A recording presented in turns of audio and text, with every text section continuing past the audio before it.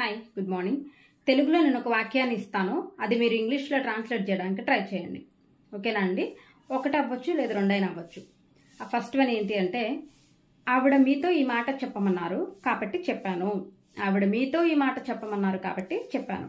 ఇంగ్లీష్లో ఎలా అంటాము అంటే, she asked me to tell you this so I did. She asked me to tell you this so I did అంటే సరిపోతుంది. So I told you అని అనాల్సిన అవసరం లేదు. So I did. Okay, next one ఏంటి అంటే, ఇంకా చాలు, ఇప్పటివరకు చేసింది చాలు.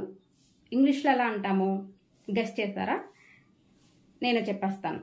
Enough, what has been done so far is sufficient. ఓకేనా? Enough, what has been done so far is sufficient అనొచ్చు. ఇంకొకటి, ఇంతటితో ఈ టాపిక్ వదిలేయి. ఇంతటితో ఈ టాపిక్ వదిలేయి అంటే leave the topic for now. Okay, leave